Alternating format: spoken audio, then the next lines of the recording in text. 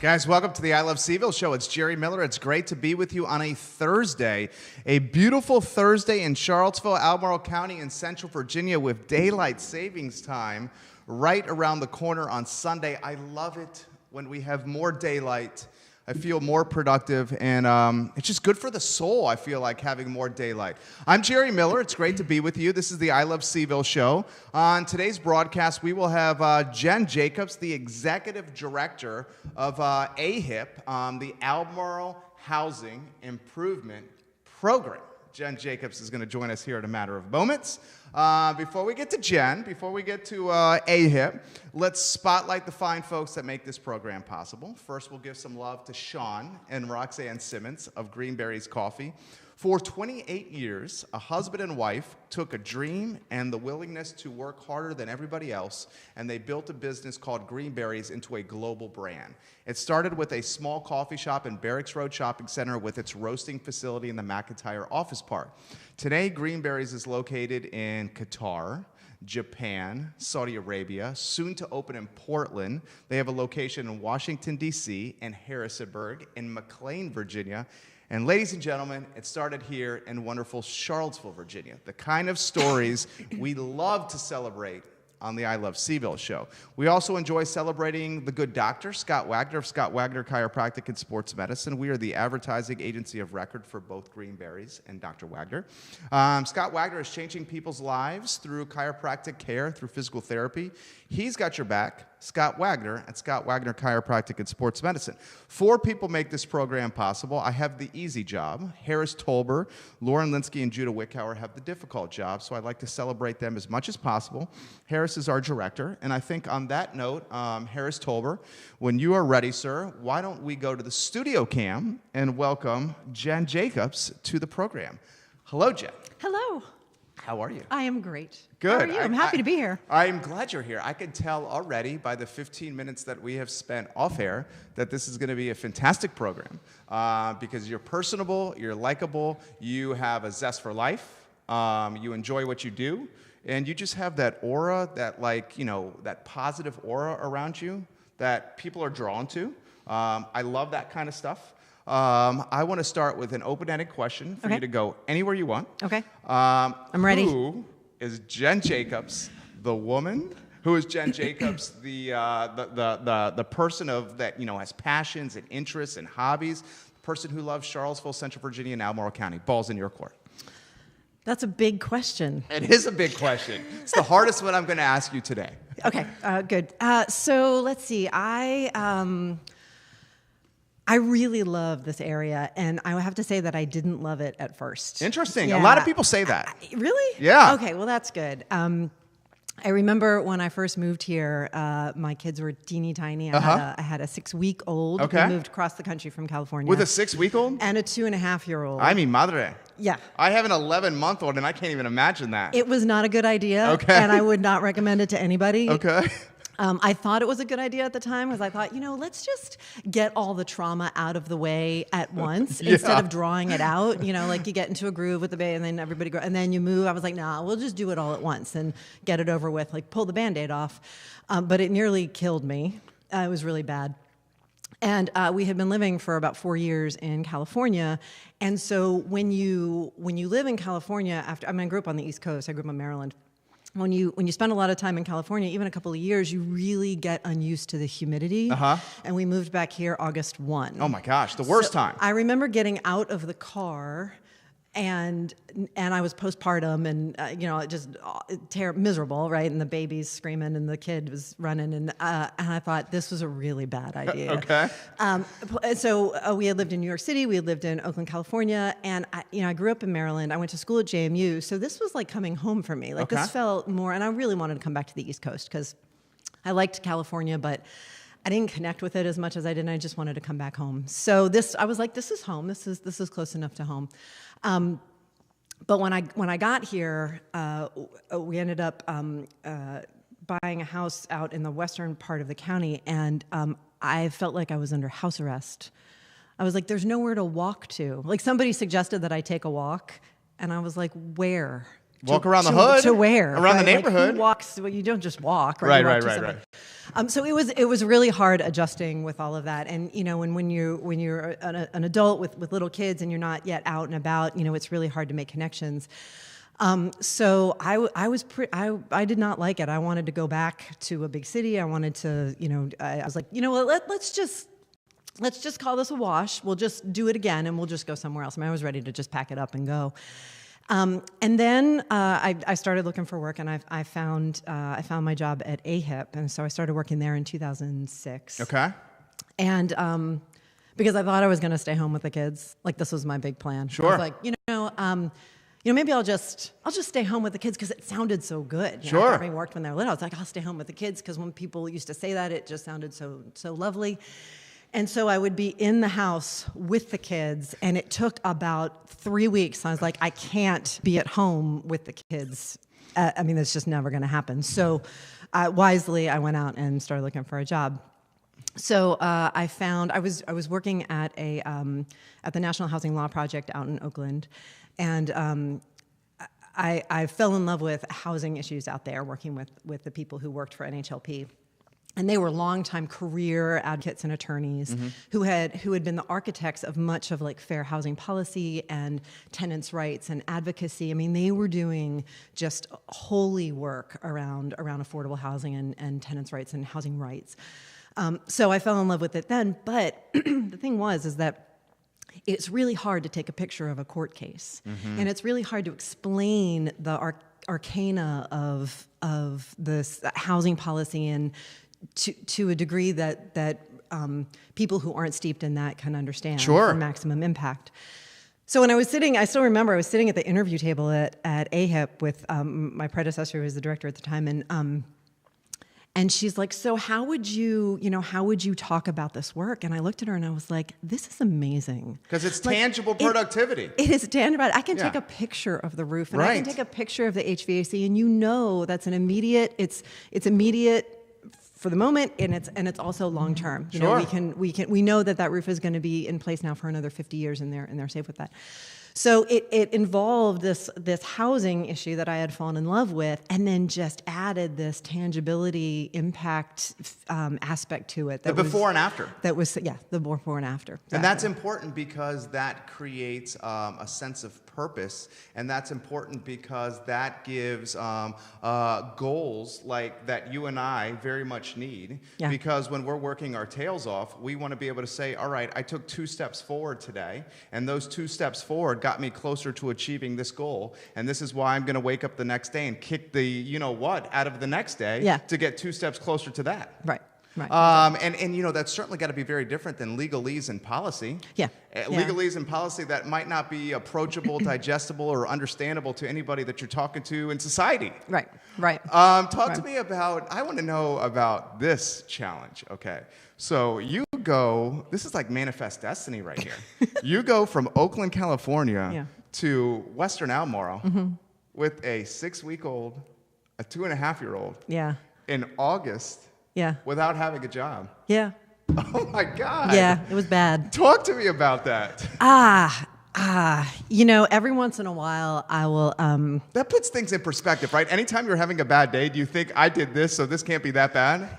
Yeah. Well, there is that. There is that definitely. The funny thing is, my ex-husband, is selling the house that we moved into now. So he's selling and moving. And a couple weeks ago, I was there with him and the kids, and we were like cleaning out old stuff. And I would come across these pictures of when the kids were that age, and it was this combination of this kind of sweet nostalgia and also a little bit like PTSD, right? Because I remembered what that felt like to be in that moment of being completely isolated and bewildered and lonely, and all those things that when moving is traumatic. It ranks right up there with like a death of a loved one. Apparently, like it can be really traumatic. Plus all these other elements. So it definitely. I never want to move again ever in my entire life. Like I would just like to stay here now. That's why I've been here 19 years, and thank God I have an amazing wife who is willing to move here from New York City. Thank you, honey. She's watching right now. Let me throw this to you. Why the move in the first place? So my husband at the time was recruited by UVA. So Got it. I trailed him here. So he works for a university. How did the job opportunity change the things that you were feeling at the time? I feel like it must have been like this gateway to like meeting new people, gateway to like positivity, a gateway to feeling potentially like not feeling lonely anymore. It was a lifeline. Yeah? It was absolutely the best decision. I'm glad I didn't stick it out with the stay-at-home thing. Like, I mean, it really, I mean, for a number of reasons, right? For the connection to the community, because it was funny, because my ex-husband worked for UVA, and he didn't know anything that was going on ever. Like, he didn't know anything, and I suddenly was very steeped in everything that was going on. And also just the people at AHIP. I mean, it's a really special organization. I mean, not like the mission notwithstanding and the community work notwithstanding, but the culture and the life within that organization and the family atmosphere is unlike anything that I've ever experienced before, and it makes it a very special place to be. So I was very, very grateful that was the place that I ended up. You know, because sometimes it's hit or miss, and you don't necessarily find a place where you gel. And I did, and I'm ever so grateful that I landed there, because the people there were very. It's a very tight knit group, and it's just a great place to be. So yeah, it saved me. I love it, Harris. Yeah. That's a sizzle reel. That could be the end of the first sizzle reel right there. I look back on things in life, and I'm very much an alpha. I'm very much someone that likes to say I'm going to control destiny and I'm going to make fate happen my way. But then in retrospect, I look back and I see things and I'd be like, these couple things here were absolutely pure luck, and these couple things here were pure luck, and they determined this, and that afterwards. And if this pure luck hadn't happened, we wouldn't be in this position here today. Do you ever feel that way with like you randomly came across a job with AHIP and now you're the executive director? Can you put in perspective how you even got to the table with AHIP and how this became a reality? Because obviously you didn't start with the executive director position. Nope, I didn't. I started as the development director there right at the time where they were starting to change our model. When I joined AHIP, we were, I would say, 98% publicly funded. And so we hadn't really had to go out and ask the community for any sort of support. So I was doing development work there, but it looked a lot different than it looks now. So yeah, it was luck. I had looked. I remember there was a legal aid job open, and there was legal aid connection with the National Housing Law Project. So that was very familiar. So I was going to apply for that, but I didn't quite I didn't have the printer set up or something. It was like that. I just wasn't quite ready to go do that yet. And then I saw the AHIP job come up, and I was like, you know what? This would be really cool. I really like what they do, and again, the tangibility aspect of it. It seemed like a good thing. So that was the only job that I applied for. I didn't apply for anything else yet, and I got it. And so it was Providence to be able to I love those stories. Doug Simpson says, I love Jen Jacobs. I love Doug Simpson. Doug Simpson, thank you for joining us on the show. If you have a question or comment for Jen, put it in whatever chat box you're watching on Facebook. I'm happy to relay it to her. If you could like and share the stream, that would also mean the world to us. Talk to us about the evolution from you as development director to executive director to the head honcho. I mean, how did that go? Time frame? Kind of like your birth story or your evolution at AHIP. Right. Like I said, it's a close-knit organization, so it's not like it was a big organization with a lot of levels. So it's not as big a leap as it might seem. My predecessor she was there for 25 years, so she had been there for a very long time. And we have other, one of the great things about AHIP is people tend to stick around, right? There isn't a whole lot of turnover. Which is a testament to the organization. I think so, right? I mean, people just want to be there, and sometimes there are things that take, like, people selfishly move because whatever. But for the most part, we've had really good people sticking around, or sticking around for longer than we might anticipate they would. So when she left, I became the interim director for a little bit, and then the board basically said, okay, Jen, go ahead, like, you're on. And it made me feel great, and I was completely terrified because I was like, I don't really know anything about this. Serious responsibility. A lot of responsibility. Yeah. Because you not only have this mission and the people who call AHIP for help with things, them that are relying on you. And there's a very keen sense of responsibility and duty and vocation that we have for this work. I mean, it's not, there's no other reason really at the end of the day to do it other than the people need this work done. So there's a huge sense of responsibility for that. But then there's also this organism, right? The people that make up the ecosystem of the organization itself. And on my part, there's a very keen responsibility to them as well to make sure that it's a good work environment and that we have a good place for them to come, that they are fulfilling all their personal vocation in terms of carrying out this work. We spend a lot of time talking about performance and best practice and all these things that we ought to be doing, and it can be very overwhelming at times. But there's a lot of opportunity to make an organization to pursue excellence. To pursue excellence and to make an organization that is continually getting better. Love it. Love it. You're getting props on the feed here. Ashley Patel says, "Thank you, Jen, for giving me a chance to change my career and my life by joining the AHIP family. I am truly so grateful every day to do the work we do to help all of our neighbors in need." Ashley Patel, that's amazing. Ashley's awesome. Ashley's responsible for the shirts that you guys got today. We got American Apparel shirts today. I mean, they did not go cheap.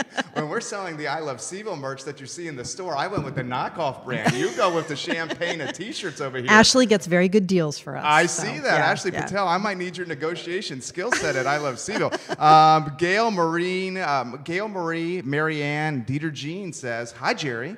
This is so interesting, and I'm finding this conversation engaging already." Well, thank you very much, Gail. If you can like and share the feed, that would mean the world to us. Talk to us. Okay, what is AHIP? What is the Albemarle Housing Improvement Program? What do you guys do? Who do you serve? The mission, everything. Sure. So at AHIP, we believe that everyone should be safe at home. Okay. Seems like a no-brainer. Yeah, it does seem like a no-brainer. But there are lots of obstacles that are in the way of people being safe in their own homes, as we see every day in the work that we do in the community. We are a home repair nonprofit, is how we describe ourselves. So we are a cross between a social services delivery agency and a construction company. So we have estimators, we have construction supervisors, we have about 12 rehab staff, carpenters, carpenter helpers, plumber, electrician, who go out every day and carry out this work.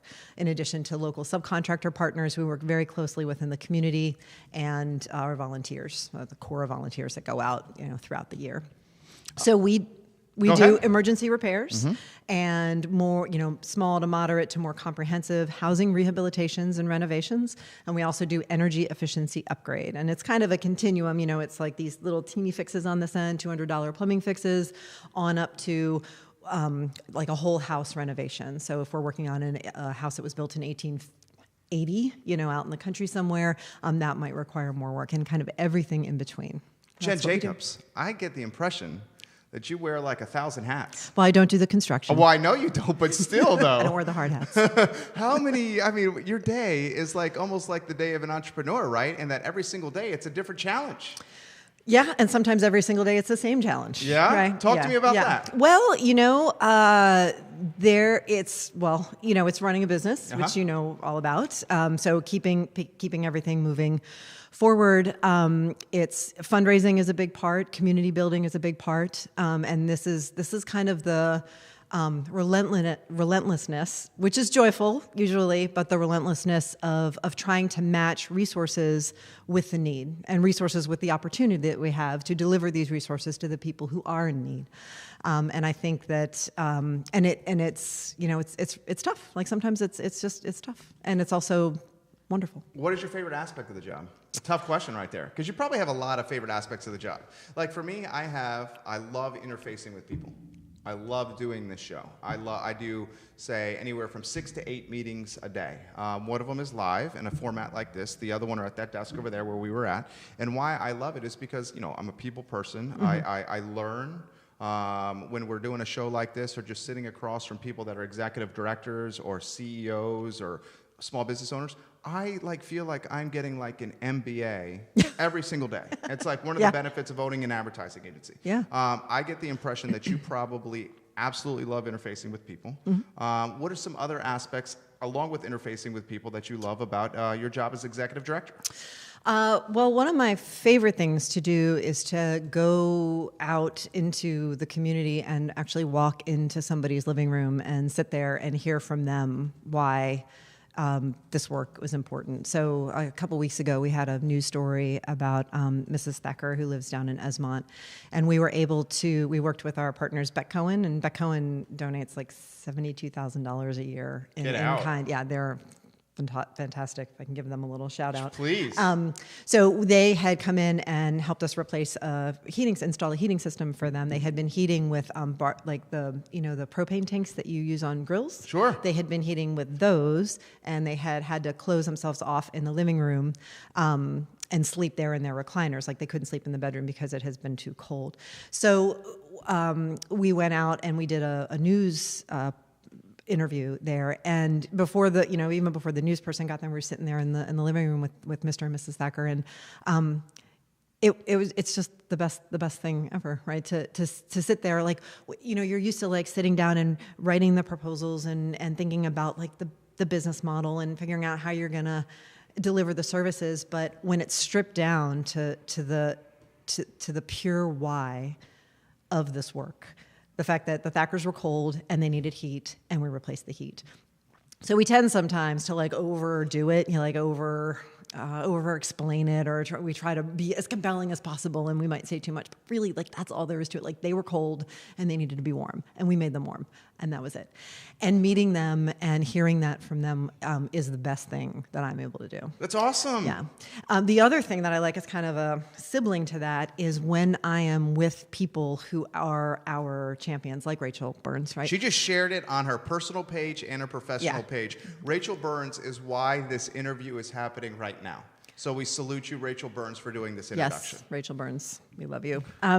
So like somebody like Rachel, or to listen to somebody else say why AHIP is important, because sometimes, you do get bogged down in the day-to-day or the pressures or the, kind of the grind of what happens. And it can be, I hate to say this, but sometimes it can be easy to lose sight of this. So when I hear somebody else, whether it's a client or another volunteer or some other champion or board member, repeat it back to me or tell me why they're inspired by what we do, it's like caffeine, or what I imagine caffeine to feel like. Like a drug. Yeah. It's like a natural, well, yours is more natural than mine. I mean, this is very artificial, and I love it.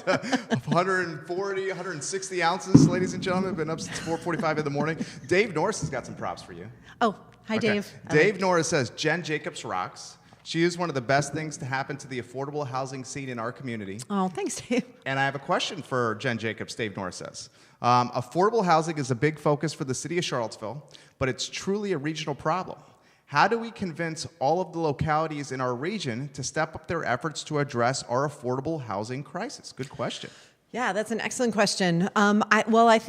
I think work is underway to do just that. I know that there are structural organizations coming online, like the Regional Housing Partnership from the TJPDC, the Thomas Jefferson Planning District Commission. There are efforts among the housing advocates. So I and a few of my colleagues have gotten together to start the Charlottesville Albemarle Affordable Housing Coalition. So having more opportunities, I think, to share with the localities. But I also think that we have to be skilled and careful about how we mold our messages and what we're putting out there in the community. I think that it's very easy for people to resist talking about affordable housing. I think even the phrase affordable housing can be problematic because people have stereotypes and stigmas associated with it. Exactly. So I think it's easy for us to, in this country, right, we have this narrative, this mythology around mobility, right? The thinking is that we just move. I love this topic. When we need to, right? We pack up and we move. It's migrant, it's immigrant.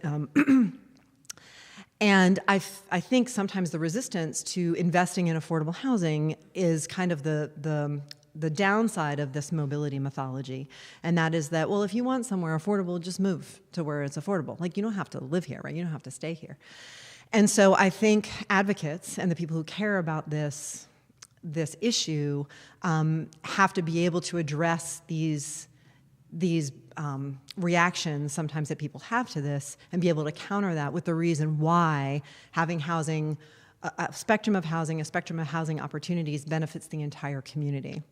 I think it's also very easy to fall into, and I'm guilty of this too, and AHIP, we do a lot of storytelling and we talk about the people that we help, and I think that that's essential. We've got to do that because, sometimes I'll tell a story about like people without heat, and people are like, really? Someone doesn't have heat? Like someone doesn't, right, because Right. it's invisible. How Right. would you know, right? Right. How would you know that? Right. If you don't know anybody who doesn't have heat, then you wouldn't It's know. hard to quantify it until you're freezing cold in your living room. Right. You only think about your HVAC system when it stops working. Right. So you wouldn't know.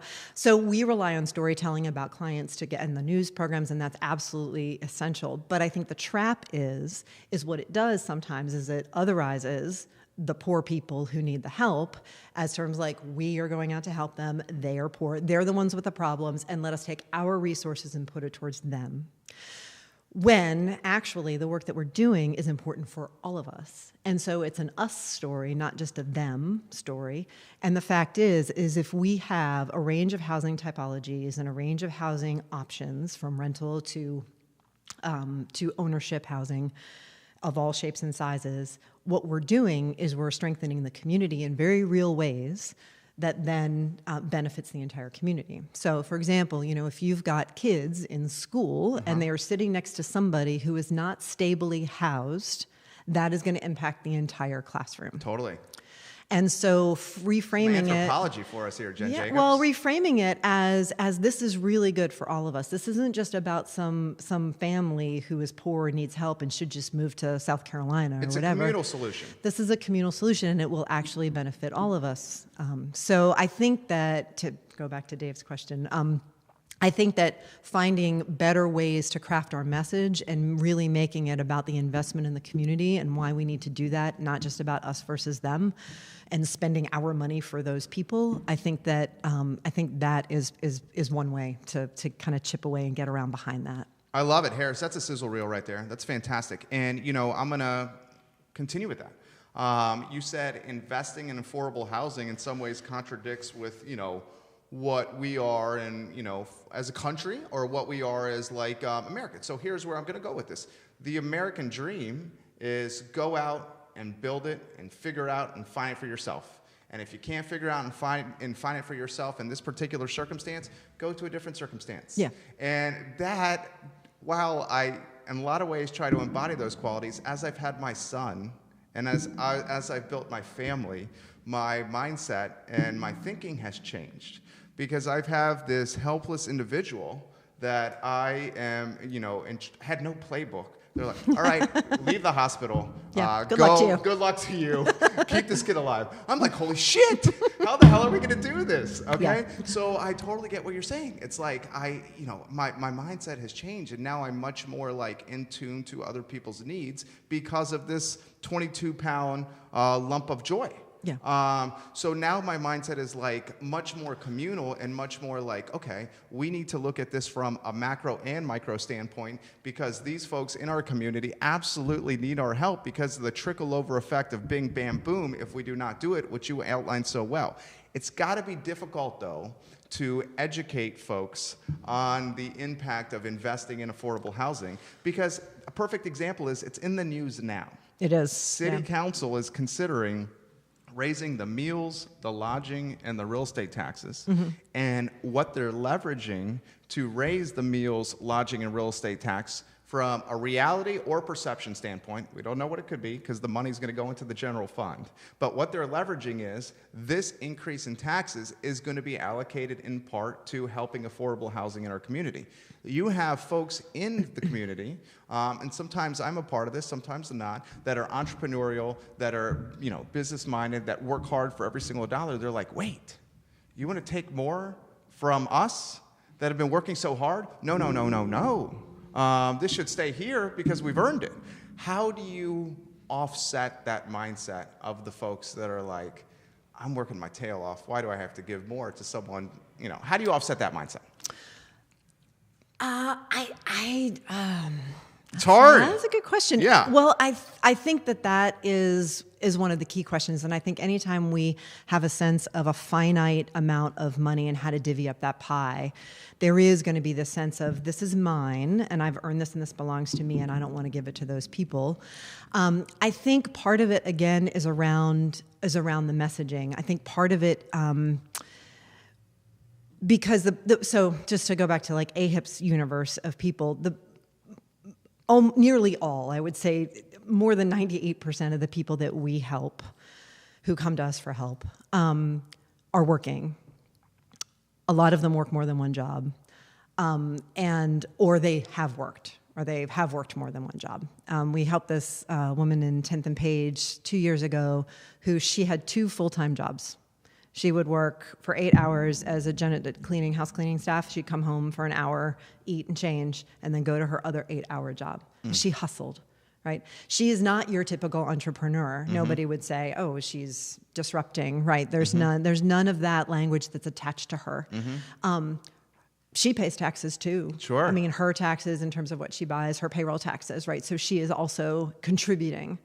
And so I think changing that, and this is just writ large, this isn't about the taxes that you mentioned, but like writ large, when we talk about what belongs to whom and who contributes what, we really have to be honest about that sense of contribution, that we don't have a universe of people out there that are just the takers.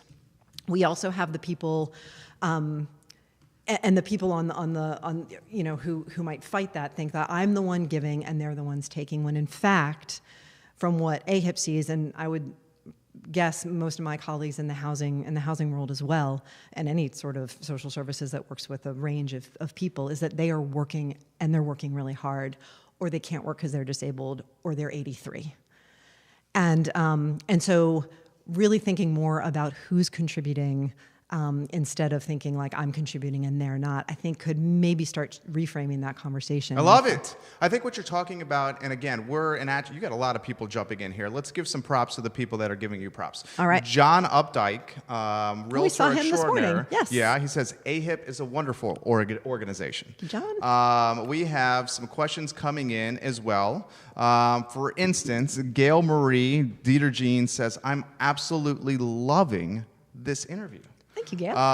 We have Doug Simpson, who has a question for you. First, Hudson Heatley says, heck, I'd watch anything live with Jen Jacobs any single day of the week. Okay. I love Hudson. Doug Simpson says, what are the challenges of managing public or private funds that are constrained to a specific project versus the overall mission of AHIP? Good question. Oh, that's a great question. Yeah, nonprofit people are keenly aware of this issue that we've got. So what Doug's talking about is, we'll get in public and private funds that are just specific to a certain project. So we can only use it for X. We can only use it for rehabbing houses in the X neighborhood, versus a donation made to us that we can use for keeping the organization going for mission support. It is a truism in the nonprofit world that it is much easier to raise money for project-specific funds than it is for mission support for general operating funds. Because there's a specific goal in mind, as opposed to it going into a slush fund where it could be allocated over time? Kind of. Okay. I'm more specifically because people like to say, I want to help build that desk over there. They want to see the before and after. I want to see that, right? I don't want, so you'll have... Tangible production. People will say, I don't want my donation to pay for salaries. Right. I don't want it going, but the people who have those salaries are making sure that the desk gets built. And I think a lot of us in the nonprofit community try very hard every day to make sure that people understand that if you don't have any money, you can't carry out the mission. I think program funding is a lot sexier. I think this sort of... I just think it's a lot sexier, and people want to fund those. So it's been very hard. So when I started in nonprofits in like the late 90s, this was... Why'd you go to the late 90s like that? Why'd you say it like that? You didn't want to age so yourself right now? Ago. Oh, come on now. Although, the funny thing is it doesn't seem that long ago, and I think that's what makes me feel most old. It's like, oh, that was actually a really long time ago. Stuff. So, anyway, so when I got into nonprofits, this was a thing. So, people starting and funders starting to want to fund project-specific things, and they wanted, and And I saw that transformation happen. And now I feel like the pendulum might be swinging back a little bit. But what's frustrating about it, though, is that it seems to only exist in the nonprofit world. So you would never have somebody walk into like a cell phone store, right, and say like, "Here's my $100 a month for my cell phone, but I don't want that to go to the salaries. I don't want it going towards research and development. I just want my $100 that I'm paying to go towards the hardware for this phone." Like no one would ever dream of asking a for-profit company and specifying where they want the money to go. So we don't make that distinction in the for-profit world or when it comes to products. Like nobody even thinks about it. But when it comes to nonprofits, a lot of people just want to pay for the products, and they say we don't want to pay for the salaries. I think the mindset is changing because of the power of social media and digital marketing, because you guys are able to now showcase more of the who, what, when, where, why, your mission, your goals, and what you're doing. And transparency breeds involvement. And as you are like showcasing, and you guys do a hell of a job on social with this, and as you guys, and just really building a community brand. A good example is Sarah Belkowitz says, "Hey, it's Sarah here. I'm looking forward to drinking it forward with AHIP at South Street Brewery next week." Yeah, that's next So Wednesday. you guys are building like a sense of community and solidarity. What it's called in advertising is you are localizing, humanizing, and personalizing the brand and efforts. And when you localize, humanize, and personalize the efforts, it increases marketplace engagement. Yeah. And I think that's what you guys are doing really well. Jane Andrews, Albemarle and Charlottesville are fortunate to have government that support programs like AHIP and local homeowners repair their homes. This maintains the housing stock and keeps it local. Talk to me about that. Yeah, so it is not a given that the localities will support housing. And we have been really fortunate. We've had a strong and tight relationship with Albemarle County. So we started well, just to go way back, we started in 1968. So Really? Hurricane Camille came through. Wow. And a group of UVA students and faculty went out in 69 to do some cleanup after the hurricane.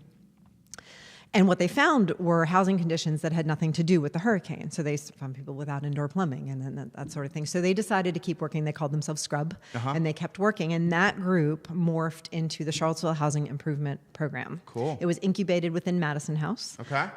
And Rugby Road. Yep. And, well, I think they were in a different location at that time. But yeah, so 1974. And then that group spun off into AHIP in 1976. Okay. And those two organizations were like sibling organizations. When AHIP came online, the county made a commitment to support. We were mostly volunteer at that time in terms of the people doing the work. So very small staff, very small scale organization, and grew it from there. In 1995, CHIP closed and AHIP began working in the city. So we work in both city and county. And for the last 10 years, the city has made incredible investment in rehab and repair and preservation, which is the work that we're focused on. Both the staff of the county and the city have been tremendous, really committed to this effort. Now, not only, committed in theory, but actually helping us deliver the programs and make sure that we're, doing them the best that we can with the limited bandwidth that the staff often has. And then the elected officials as well have been supportive of this effort as part of kind of the plank in the affordable housing approach to what we need to do. So Jane's right. I mean, we would not have we wouldn't be the organization that we are. We certainly would not have gotten off the ground without the support from the localities, and not just the housing people, but the social services folks and everybody who encounters the impacts of what unstable housing, the impact that has on individual families and also the community. So it's been great. Guys, like and share the feed, whatever 7 Facebook pages you're watching this show on. If you could like and share it, that would mean the world to us. It further spotlights AHIP and Jen Jacobs' efforts. How do you work in concert with local government? How do you work in concert with, the ladies and gentlemen in Richmond? At the federal level, the state level? How do you work in concert with those folks?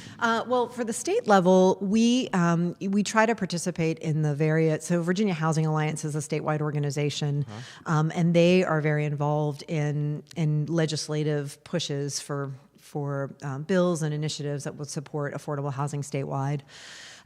We have been the lucky recipients of community development block grant funds from the state. So there's a state pool that's competitive, and we have gone to that funding source to do target area projects in the county. Okay.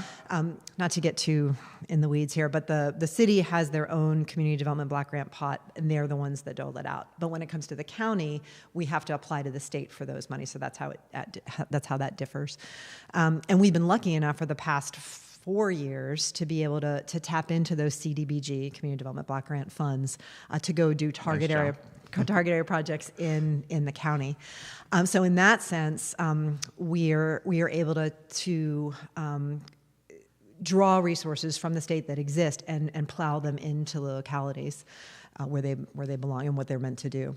We have seen a dramatic decrease in public funds on the federal state level. Well, when capitalism collapsed in 2008, that there was a big bump there was a stimulus bill that passed, and then after that, everything started to be cut. So I think there are forces, political forces, that do not necessarily want to invest these sort of funds in this sort of thing.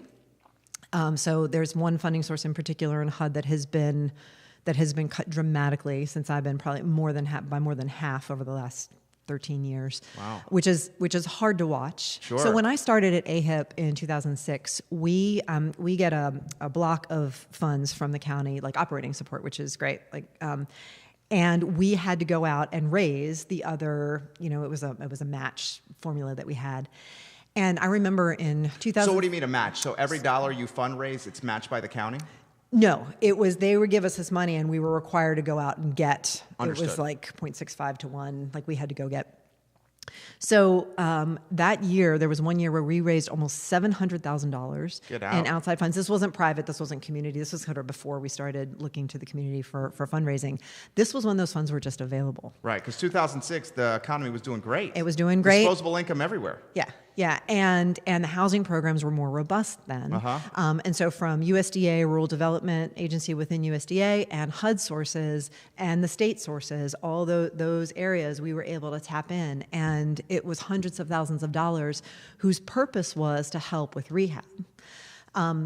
It was incredible. I mean, and they were there, and if we could use them, they were available. And we were able to do, as much capacity as we had internally to handle it, we could do that. A lot of those sources were for rural areas, though, not necessarily for the city. So we were able to do a lot of work in Albemarle County as a result. What's happened since then has been this dramatic decline in the availability of funds. Those rural development sources were nearly zeroed completely out. Really? And this wasn't necessarily done by unfriendly administrations or unfriendly Congresses. It's just that when it comes time to cut things, sometimes it's the smaller things that get cut because they don't look all that important. But to the Thackers and Esmont, that heating system is really important, right? And so it's been depressing, to watch those sources go down. So as a result, what we've had to do is switch our model of how we were funded and go more towards a privately funded model. And so that's where we are today. And I like the pivot. And why I like the pivot with the privately funded model is because you have more control of your destiny. With the privately funded model, you can do fundraisers or events that you're doing here. Whereas the publicly funded model, you're at the mercy of bureaucrats in suits allocating money to you, and you could be the best lobbyist in the world, but if that bureaucrat or suit had a relationship that was stronger with somebody else, you may not be getting that dinero. Yeah. Well, there are pros and cons with both, honestly. It's funny, we all complain about the HUD money and all the hoops we have to jump through until it goes away, and then we're like, oh, I missed the HUD money. Until the faucet turns off. Right. But so yeah, there are vagaries with the bureaucracy that we have to deal with, absolutely hoops to jump through. There's vagaries with elected officials as well, from the local, state, and federal level. Somebody comes in and they want to focus on this thing and not the other. So we're very vulnerable to that, which is why one of our goals was to diversify our funding to make sure that we weren't, just dependent on the one. And we did that. We did a pretty good job of that. But there are also challenges for private fundraising. There's a lot of need in the area. There are a lot of good organizations working, and it's a relatively small area. So when I worked in New York City, and I worked in the Bay Area, and then coming back here, the environment, the fundraising environment here is so different from the bigger metropolitan area because you don't have necessarily the same institutional fundraising opportunities that you do in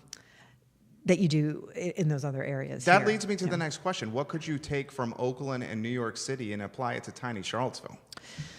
Or what does not apply? I mean, you already hit on something that doesn't apply. I think all the principles are the same, actually. Yeah. Really, I think it's, I mean, any fundraiser will tell you, it's building relationships. It's making sure that everybody understands what you're doing. It's telling your story.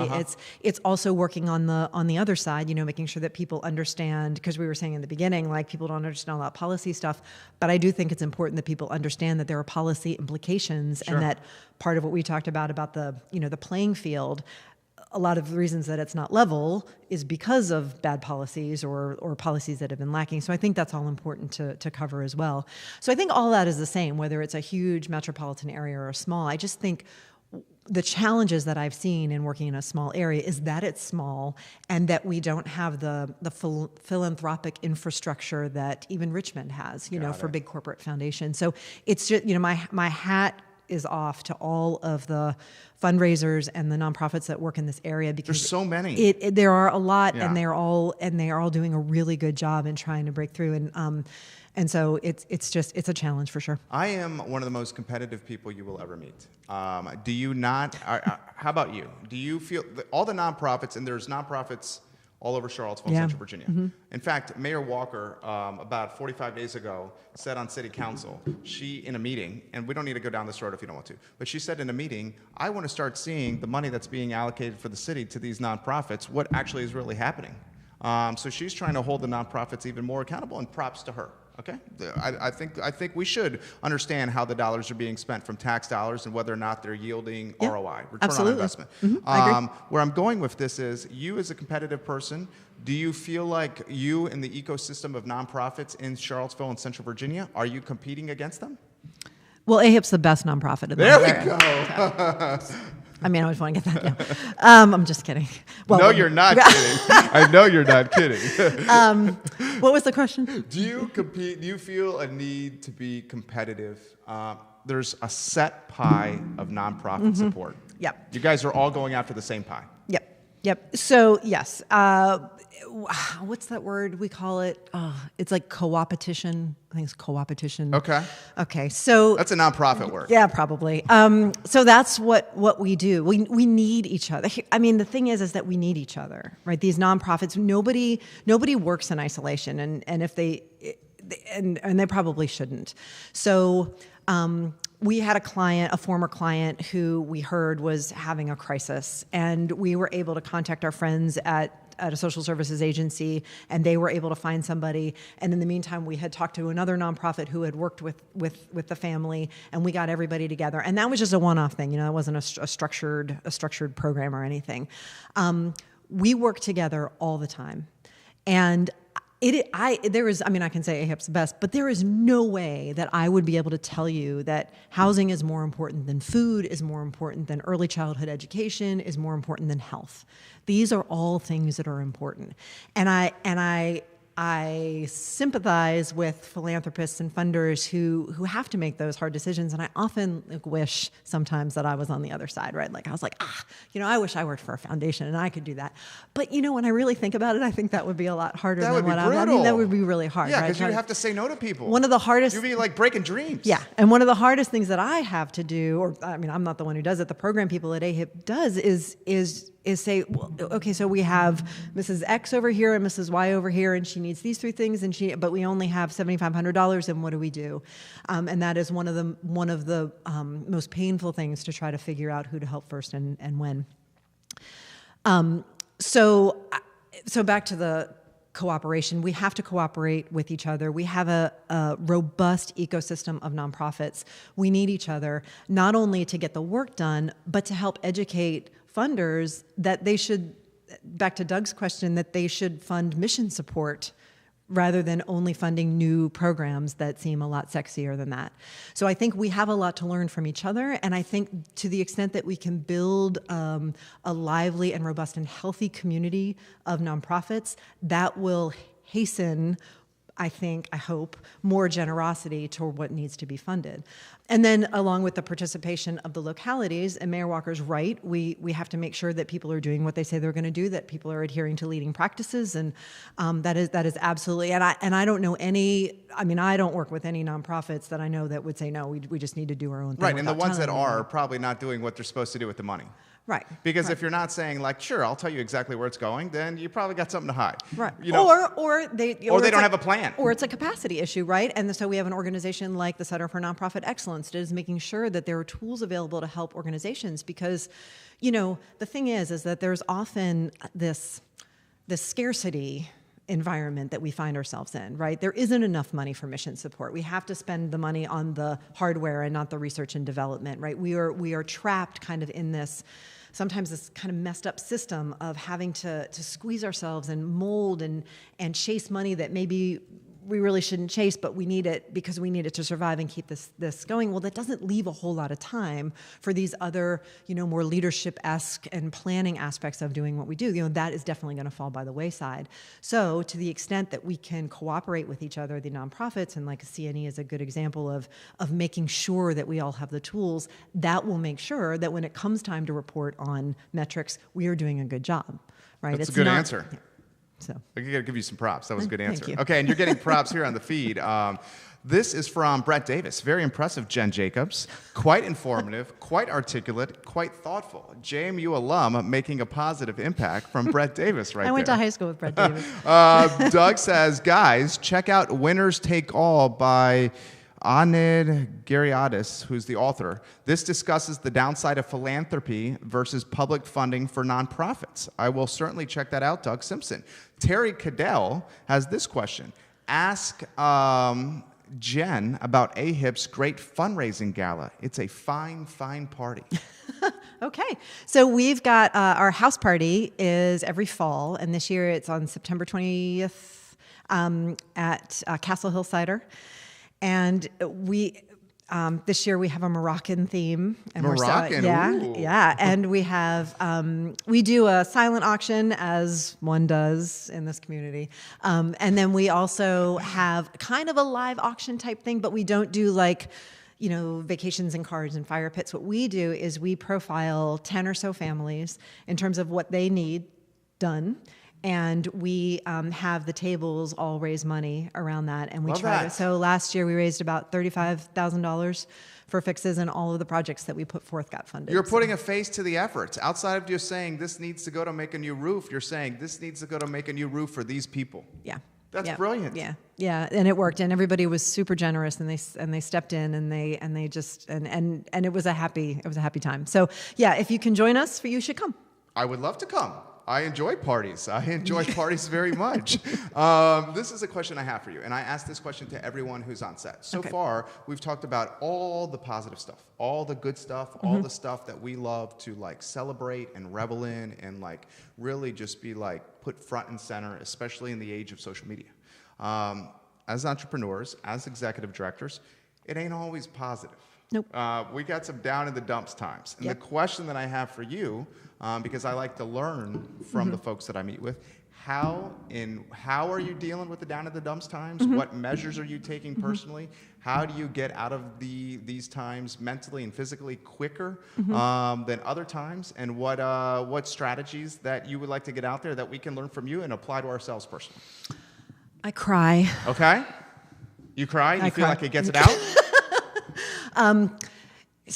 Wow, that's I think 10 years ago? In addition to crying. 10 years ago, I may have had 4 or 5 IPAs and some bourbons. Can't do that anymore. That's not going to work anymore. You've switched to coffee. Yeah, switch to coffee. 4:45 in the wake-up Only time. uppers. Well, I think it goes back to, for me, so one of the things that I tend to do when I get frustrated and terrified is I tend to stay by I want to stay by myself and try to figure it out alone. And that is exactly the opposite of what I should be doing, because what I find is when I go and find the people, like my personal champions, like whether it's a board member or a coworker, and we sit down and we start talking through things, that is what infuses me with the energy to keep going, like that reminder of back to basics your of tribe. what we're going to do. Right, my tribe. And also that I can hear, again, like back to your question about the favorite part of my job, if I can hear from other people why this work is important, it re-energizes me and it gets me out of just focusing on why it's so hard and that it might not work. And what if what if we don't do this? It reminds me that we must do this. So last fall or last anecdote. Summer, I was sitting, it was like a finance committee meeting, and Vicki Jones is our absolutely wonderful treasurer on our board. And she was there, and we were talking about the rising subcontractor costs. So I don't know if you know what's going on. Okay, yes. So it's really brutal. I have to deal with it with this building. It is brutal. Yeah. And not only from a cost of goods too. Material side, Yeah. but also labor, and finding, not only keeping them, but finding them. Right? It's just hard. And especially for an organization that doesn't have like endless capital and deep pockets, right? It's really tough. You gotta But it's stretch tough every for dollar. It's tough for everybody, Yeah. like not just us. It's Right. it's industry wide. So we were sitting there, and I was in a kind of a sad place, and I had my head like in my hands, and I was like, we just have this upside down business model, right? Like the more work we do, the less money we have. That's basically describes like what we do. I was like, how can we do this? Like, how can we cope in this environment of rising subcontract costs? There's nothing we can do about it, right? There's nothing we can, like, that's the way it is. And I was like, I said, should we just give up? I mean, I was really feeling so down and so low. And Vicki looked at me and she said, we are needed now more than ever. Because if we don't help people, like if we can't afford the subcontractor costs, how on earth is Mrs. Smith down the road going to be able to afford getting new steps? Like there is no way she's going to do it. So we are needed now. It's because the subcontractor costs are going up is the reason why we need to keep going, not in spite of it. And I was like, okay, let's go. Yeah, that was so good. Yeah, it's and so it's right. it was like a jolt. It's like right. Yeah. And I think that instead of being like, I'm not ashamed that I'm like, oh my God, No. right? I think that it's good because that helps you seek out the people that No need to doubt. tell you that this is the right thing, this is the right time, now more than ever. We need to do this work. If we don't do it, nobody else will. We get calls from Buckingham and Orange and Madison County. And I tell you, if I had a magic wand, I would give us $20 million and we would just And you would be the Piedmont Housing Improvement Program? We would go out and, they are in desperate need. There's nobody or very little. There might be some, good volunteer organizations doing it. But on the scale that we're able to do it here in this community because of all these great partnerships that we have, that doesn't exist in those counties. And they really, really need us. So whenever we get, Jane Andrews, one of our program managers, when she comes down the hall, she's like, Buckingham, we got another call, right? And I'm thinking that this is why, because if it weren't for us, those calls from Albemarle would be going to somewhere. They'd be looking for help. And so we need to keep doing this work. I love it. A lot of folks jumping in here. I've been told that we need to feature AHIP Safe at Home House Party, Friday, September 20th at Castle Hill Cider. Talk to me about that. That is what we were just talking about. That's out. Yeah, that's Okay, September 20th. Castle Hill Cidery. Okay, how about Jen Jacobs and AHIP? Thank you for inspiring us here in Richmond. Project Holmes values our partnership. What's going on there? Yeah. So Project Homes is this great organization in Richmond. Lee Householder. Yeah, Lee is awesome. He's been running that place for a long time. They do emergency repair and rehab like we do. So they're a sister organization to us working out there. They're also a weatherization provider, and they also do new home building and development, and they own and operate rental housing too. So they kind of do it all, but it's really nice to have a sibling organization that knows, like when Lee and I have lunch, we're always talking about like sharing what it's notes. like to do. Yeah. So they do tremendous work out in Richmond. They're doing a great job. I like it. Yeah. Dude, we're 62 minutes in. What? Yeah. Ugh. You crushed it. We're 62 minutes in, Harris Tolber. This is flowing by right here. Jen Jacobs is a rock star. Let's do this. I did not even look at the clock. That's amazing right here. We're going to close with a final word. Okay. Before we go to final word, this individual over here, Harris Tolber, newest member of the team, I love to bring him into the show.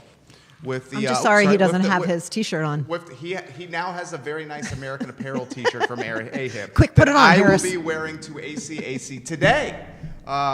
This is what I'm going to throw to you. The final word. First, we'll get Harris's answer, so you have time to think. Okay. We'll turn the final word into a sizzle reel. Okay. You connect with that camera there. Okay. You can go anywhere you want, talk about anything you want, any aspect of AHIP that you want. You can do whatever you want. There's no rules at I Love CVille. Can I rap? Do you rap? No. Do you? Does she But rap? I could try. Does she rap? Can you rap? No, seriously. If you want to rap right now, okay, no. If you want to rap, we will go longer. My coworker is going to do the human beatbox. I can beatbox. Can you? Can beat? Okay. No, I am not rapping. No. I was just kidding. No. I'm like latching onto this. If he beatboxes and you, I am not going to rap. Okay. Harris, do your thing. You did put this out in the ecosystem, okay? So we're on this because of you. I'm not trying to embarrass you here. All right, Harris Tolber, what did you learn on today's interview, sir? You know, I learned a lot. First, I want to say shout out JMU Dukes. I graduated last year from JMU. Yay. Go Dukes. I really agree with what you're saying in terms of fundraising and like how like specific causes work so much better. And I was thinking about this when you were talking about that.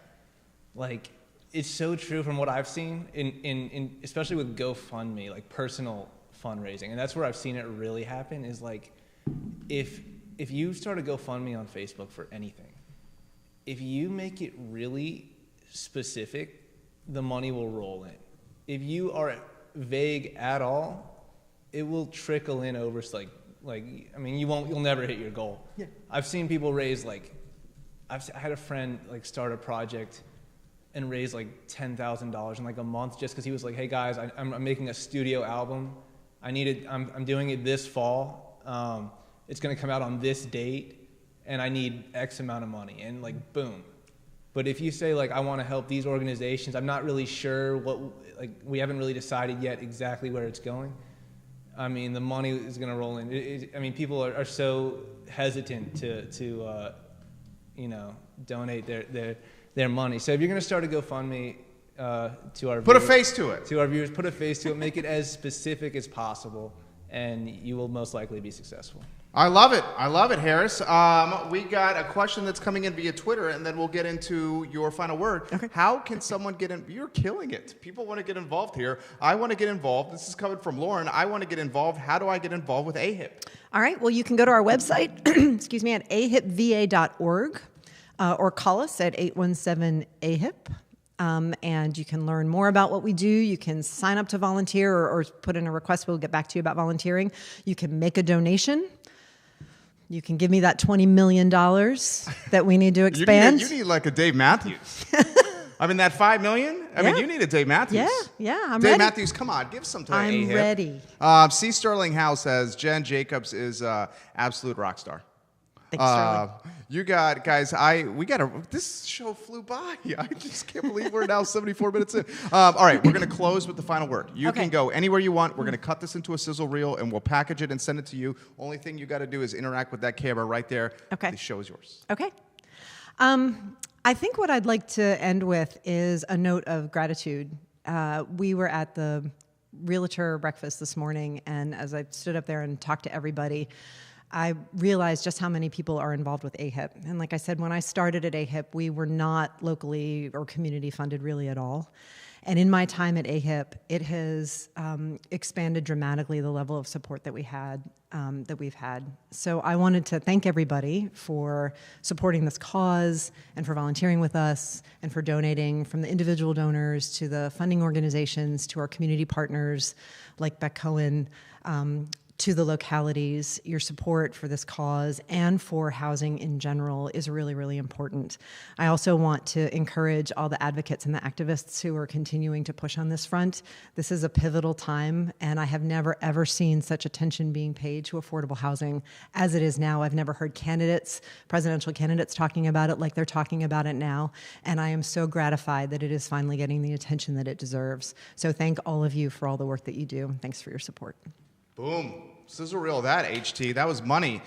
Sandy Snyder has a very good question. This is a fantastic show, and I want to watch it in totality. If there's a link to the show, please post it. Guys, there is a link to the show. If you visit ilovecville.com later today, ilovecville.com, we will have the entire show in totality for you to watch outside the Book of Faces, outside of Facebook, for your enjoyment. Bill Smith says, super interview. You go, Jen Jacobs. Truly enjoying today. Thank you, Bill Smith, for contributing on the program. I want to thank you. I thought you did an amazing job. Thank you. This was fun. It was fun. I enjoy this. I enjoy the conversation with you. You truly, truly crushed it. We have a show at 3 o'clock. I cannot believe that. Show at 3 o'clock with Caring for Creatures, another nonprofit. Caring for Creatures is Central Virginia's first no-kill animal sanctuary, and animals mean the world to I Love CVille. So we're going to spotlight the executive director of Caring for Creatures at 3 p.m. with the Caring for Creatures show here on the I Love CVille network. She's going to be joined by some of her benefactors and some of her volunteers at 3 p.m. And we're going to just spotlight animals. And who doesn't love animals? If you don't love animals, turn the show off, okay? Because I don't want you watching. I love animals. Let me give some thanks to the folks that make this program possible: Judah Wickhauer, Lauren Linsky, and Harris Tolber. They make the program possible. I have the easy job of just being able to talk into this microphone. My name is Jerry Miller. The I Love CVille Show is a fantastic way that we truly enjoy connecting with you in Central Virginia and spreading good vibes. We close the program the same way every time. I encourage you guys to do two things for me, please. Just two things. If you give more than you take, you will make our community better. So please give more than you take. And what's going to end up happening is you'll probably win in the long run anyway. And also the golden rule, guys, whether you're a religious person or not, that's not what this is about. Live life by the golden rule. Be good to people. Treat them with respect. Treat others as you want to be treated yourself. And if you do that, our community will be amazing. And Charlottesville and Central Virginia needs that right now. So the golden rule, guys. I'm Jerry Miller. It's the I Love CVille Show. We're going to see you with the Caring for Creatures show in an hour and 21 minutes. So we're going to get to work right now. I hope you enjoy the rest of your afternoon. Great work. Yeah. It was awesome. Was you did great. such a really good job. Thank Seriously. you. That was fun. I am truly grateful for your time. It's your most precious commodity, and you gave us so much of it. I can't believe that was an hour. That didn't. I really flew didn't. by. It really didn't feel like I literally looked at the clock at the same time. It was like an hour. We were an hour and change it. All right, so we got one more thing we need to do. We need to take the photo. Okay. We'll do the photo for the package. Okay. The link.